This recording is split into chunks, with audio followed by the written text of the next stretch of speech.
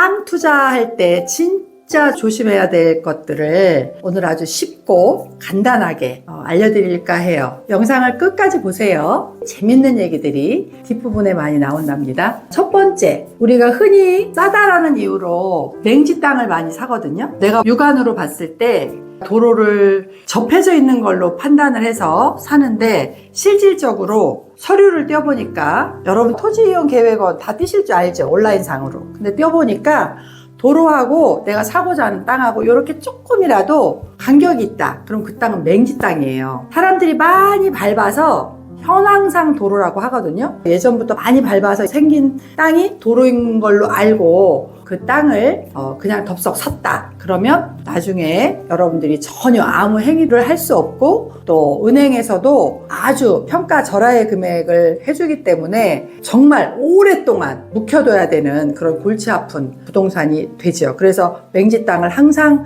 조심을 해야 되고, 또 건축법상 2m 정도 이렇게 도로가 접하지 않았을 때, 이때도 대부분 보면 맹지로 취급을 하는데, 여러분들 흔히 제주도에 가서 보면 바닷가에 조망이 아주 좋은데 오래된 펜션들 본 게 있을 거예요. 그거 대부분 다 보면 4m 이상 도로가 허가가 안 나기 때문에 거의 맹지 수준으로 보거든요. 그래서 돈이 많은 사람들이 그걸 다 사서 멸실을 해가지고 멋있게 짓고 싶은데 못 짓는 경우, 이만큼 도로는 굉장히 중요하다. 그래서 4m 이상이 돼야 차가 진입이 되고 건축을 할 수 있는 도로상으로서의 충분의 가치를 가질 수가 있어요. 자, 그 다음에 두 번째, 여러분들 개발 제한구역이라고 혹시 들어보셨죠? 개발 제한구역 또는 비오톱이라고, 조금 어려울 수 있어요, 단어가. 비오톱이라고 먼저 얘기하면 우리가 살아가는 데 있어서 생명을 의미하는 거예요. 그러니까 인간과 동물과 식물과 이런 것들이 숨을 쉬어야 되는 하나의 공간이거든요. 근데 땅을 살 때 보면 비오톱이라고 하는 그 경지까지 다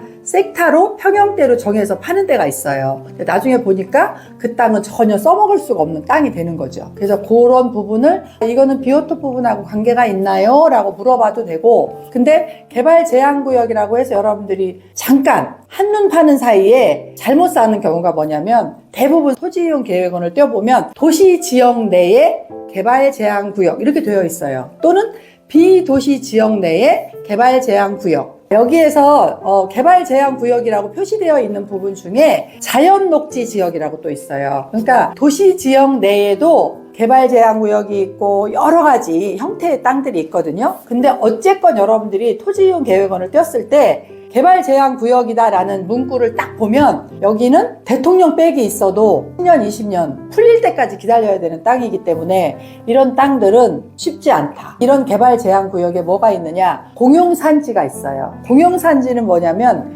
여러분들이 나중에 땅을 살 때 내가 막 주소를 쓰다 보니까 산 몇 번지 이렇게 나오는 게 있거든요. 이런 산 몇 번지는 대부분 다 개발 제한 구역이에요. 지금 세종에서 엄청나게 많은 사람들이 저희 사무실에 와서 상담을 하는데, 집원을 보면 다 산 집원이야. 이 산 집원은 개발 제한구역에 거의 다 속해 있어요. 개인이 사서는 절대로 허가를 못 내는 땅이에요. 그래서 여러분들이 투자하실 때 토지이용 계획원 상에 이런 개발 제한 구역이라고 표시되어 있으면, 아무리 경관이 훌륭하고 주변 경관이 좋다 하더라도 이런 땅을 사면 여러분들은 또 몇십 년을 묵혀놔도 무용지물의 땅이 된다라는 거예요. 그래서 이런 걸 항상 조심해야 된다. 그리고 우리가 살면서 도시도 있지만 산지가 또 있어야 되거든요. 우리가 왜 우리 집 뒤로 보면, 도시 뒤로 보면 산책로들 많이 있잖아요. 산책로들이 있으면 그런 데 같은 경우는 다 보면 산지거든요. 사람들이 그 주변에 관광지나 이런 데 산책을 하다가 사람들이 많이 몰리니까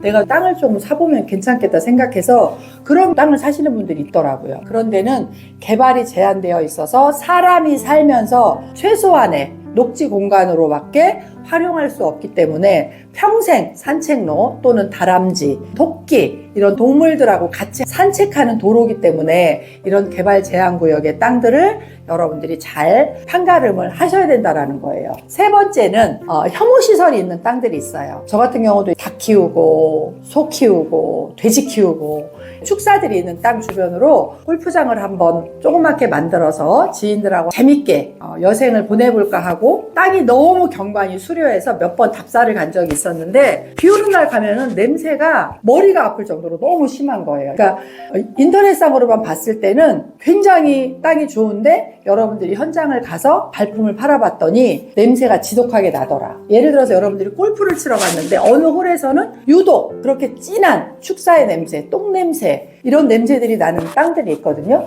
이런 건 정말 아무리 경관이 수려하고 좋아도 이런 땅을 사면 평생 못 팔아먹는 땅이에요. 그리고 교도소가 있다라든가 정신병원이 있다라든가 뭐 혐오시설이라고 하긴 그런데 개발이 된다고 할 때 옮길 수가 없어요. 이전이 안 된다라는 거예요. 다 허락을 맡아야 되기 때문에 이런 땅들을 여러분들이 또 너무 경관이 좋고 다른 것들이 모든 게 잘 돼 있어서 내가 샀을 때에는 나중에 되팔기가 굉장히 어렵다라는 거예요. 그래서 꼭 축사뿐만 아니라 교도소라든가 정신병원이라든가 이런 모든 것들을 하나의 그런 혐오시설로 봐야 되는 것이고 또 우리가 그 재활용품 하는 쓰레기장 고물상 이런 것들도 부동산을 하는 사람들은 하나의 혐오 대상으로 보거든요. 그런 분들도 거의 땅을 투자하는 사람들이 들어갔을 때 대부분 보면 쉽게 물러나지 않는 사람들이에요. 그렇기 때문에 혐오시설이라고 하는 거에 경각심을 가져야 된다는 거예요. 그 정도만 여러분들이 알고 있어도 혐오시설에 가까운 땅을 투자하면 안 되겠다라는 거를 알아야 되고 경매에 제일 많이 나오는 땅들이 제가 지금 얘기했던 1번과 2번과 3번이에요. 1번 뭐라고 그랬죠? 맹지. 그 다음에 2번은 뭐라고 그랬죠? 개발제한구역. 3번은 뭐라고 그랬죠? 혐오시설이 있는 땅들. 그러니까 축사가 있다거나 이런 것들이 경공회 시장에 많이 나오는 땅들이에요. 그러니까 여러분들이 싸다라고 들어갔다가는 되지는 거예요. 그러니까 절대 들어가시면 안 됩니다. 그 다음에 네 번째 뭘까요? 선화지 땅. 선화지 땅이라고 혹시 들어보셨어요? 선화지 땅. 모르죠? 인간이 살려면 뭐가 필요해요? 의식주 해결되는 게 전기, 물 이런 게 필요하잖아요. 근데 선화지 땅들은 고열, 전압 이런 것들이 그 땅에 매설이 된 거예요. 대부분 이런 땅들도 경매에 많이 나오긴 하거든요. 사람이 전기에 가까웠을 때 죽음으로 갈 수 있잖아요. 그렇기 때문에 송전탑이나 철탑이나 이런 고압선이 있는 땅들을 사시면 큰일 나는 거예요. 그러니까 이런 땅들은 주로 기획부동산이라는 데서 많이 팔아요. 인적이 드문 이런 땅들을 고압선이 되어 있는 그 철탑이 되어 있는 데서 탁 내려다보면 멋있잖아요. 저 도시가 커지면 여기까지 올라옵니다. 절대 저 고압선 철탑인 데까지는 안 올라가거든요. 그런 땅들을 싸다고 해서 들어가시면 개죽음 당하는 거예요. 그러니까 이게 선화지 땅인지 아닌지를 구분을 하려면 땅을 보러 갔는데 철탑이 있거나 송전탑이 있거나 이런 걸 아주 싸다고 해서 여러분들이 입지를 하면 큰일 난다라는 거를 말씀드리고 싶어요. 다섯 번째, 뭘 또 하나 더 알려드릴까? 경작이 되어 있는 땅들. 인삼 하면 어디 생각나죠? 금산 생각나잖아요. 그런 경우가 있어서요. 서울에 사시는 분이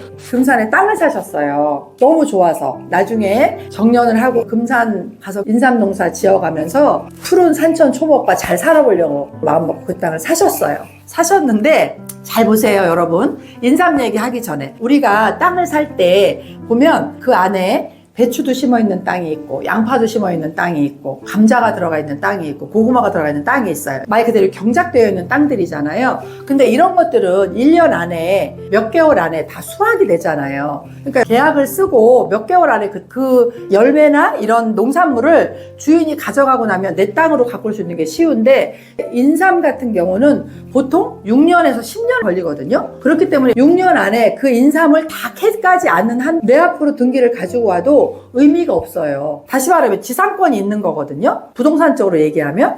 그래서 경작이 되어 있는 이런 땅들은 특약사항을 굉장히 정확하게 적어야 돼요. 어떻게 적어야 될까요? 이 경작물까지 전부 다 매수인 걸로 할 건지에 대한 여부를 정해야 되겠죠. 그러면 또 매도인 입장에서 하는 얘기가 있겠죠. 이 경작물에 대해서는 어떻게 할 건지를 매도하는 사람하고 정확하게 가름말을 타셔야 나중에 피해가 없고, 이런 경우는 대법원에 판결까지 나요 예시가 있거든요. 농작물에 대한 거는 매수인 게 아니다. 특약사항이 없지 않느냐. 그래서 패소한 경우가 있어요. 여섯 번째, 우리가 고속도로를 지나가다 보면 토지가 네모 반듯반듯하게 잘 되어 있는 것들 있잖아요. 바둑판처럼. 이런 데는 절대농지들이 많아요. 근데 초보자들이 땅 모양이 예쁘니까 사시는 분들이 있거든요. 이렇게 고속도로 인접에 지나가는 땅들은 일단은 소음이 되게 심하고요. 그리고 고속도로 주변에는 택시 운전하시는 분들이 소변 볼 때 잠깐 쉴 수 있는 땅이에요. 그래서 여러분들이 여러분들이 절대로 고속도로 옆에는 땅을 사시면 안 되거든요. 부동산쟁이들이 하는 얘기로 쏘는 도로에 땅을 사는 사람은 바보다 이런 얘기예요. 그 쏘는 도로는 뭐냐면 8차선 이상의 도로를 얘기하거든요. 대부분 보면 도시가 만들어질 때 2차선 도로나 4차선 도로 주변에 땅을 많이 공략하라 이렇게 얘기하거든요. 다시 얘기하면 고속도로에 인접되어 있는 땅들은 여러분들이 사실 때 어떻게 하는 거냐면 IC를 막 빠져나와서 고속도로를 지나면 IC가 나오잖아요. 이 IC를 빠져나와서 5km 정도 지나면 그 안에 도시도 만들어지고 상업화 시설들이 많이 생겨요. 여러분들이 지금 제 강의를 들으시고 어딘가 운전을 하고 막 가면서 IC를 딱 빠져나갈 때 한 4km, 5km 정도가 지나면 도시의 모습들, 아파트의 모습들, 빌딩의 모습들 이런 것들이 이렇게 보이거든요. IC 주변으로 반경 4, 5km가 지났을 때 땅을 사는 게 환경 땅을 사는 거예요. 땅 모양이 이쁘다고 그래서 고속도로가 지나가거나 8차선 이상의 도로 주변에 땅을 사시는 경우에는 여러분들이 또 큰 손해를 보고 평생 못 팔아먹는 땅이 될 수 있거든요. 고속도로 주변의 땅은 조심해야 된다라는 얘기를 해주고 싶고, 마지막까지 들은 사람을 위해서 행운의 숫자 7번째. 7번째는 토목공사비가 많이 들어가는 땅이에요. 일단 토목공사비 그러면 시, 군, 구에 허가를 받아야 되는 땅이에요. 그러면 나는 직장생활도 해야 되고 할 일이 많은데 매일 허가받으러 다녀야 돼요. 그래서 토목공사비가 많이 들어갈 것 같은데요. 그러면 다시 한번 그거를 귀를 열어서 다시 들어야 돼요. 토목공사비가 많이 들어간다고요? 다시 얘기하면 도로보다 낮으면 또 성토를 해야 돼요. 그럼 흙값이 들어가야 되는데 돈이 있다고 해서 내 맘대로 흙을 사다가 부어서 거기에다가 이렇게 다 메꿔야 되거든요. 그렇기 때문에 성토나 절토 또 막 깎아내려야 되는 땅들이 있어요. 이런 땅들은 포크레인도 들어가야 되고 덤프트럭도 들어가야 되고 이런 공사 차량들이 들어가야 되잖아요. 그런 차들이 한 번 빌릴 때마다 150만 원, 200만 원씩 한 대당. 그러면 흙값 들어가야 되죠. 또 차량값 들어가야 되죠. 인허가 내려면 설계 떠야 되죠. 그럼 설계 비용 들어가야 되죠. 토목비 들어가야 되죠. 그러니까 여러분들이 땅을 사는데 나는 초보인데 내가 이런 땅을 샀어. 경관이 좋아서 샀어. 근데 이렇게 또 시, 군,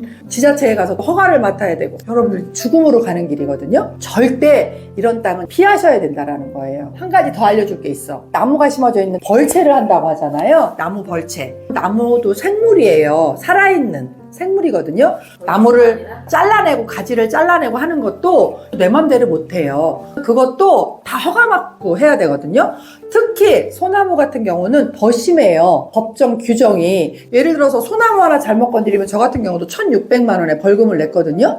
벌금을 안 내면 구속이에요. 특히 소나무 같은 경우는 국가에서 관리하는 소나무들이 많거든요. 그렇기 때문에 이렇게 토목에 대한 얘기가 나왔다 그러면 여러분들이 이거는 정말 귓구멍을 크게 열어야 돼요. 그래서 이거는 내가 초보자로서 또는 내가 땅을 사보지 않은 사람으로서 이런 땅을 사면 안 되겠다는 생각을 가져야만 투자했을 때 손해보질 않는다라는 거예요. 그래서 저는 개인적으로 내가 한 번도 땅을 사보지 않은 사람이다 그러면 공기업에서 개발해놓은 땅들을 입찰 들어가 보는 것도 좋고요. 저희처럼 시행사들에서 만들어 놓은 대지, 택지 이런 것들을 잘 만들어져 있는 굴착도 되어 있고 의식주도 다 해결되고 이런 땅들을 공략해보는 게 리스크를 줄일 수 있는 방법이기 때문에 그런 것들을 잘 생각해서 투자하면 훨씬 부동산적으로 많이 알고 리스크도 줄일 수 있고 돈도 벌 수 있습니다.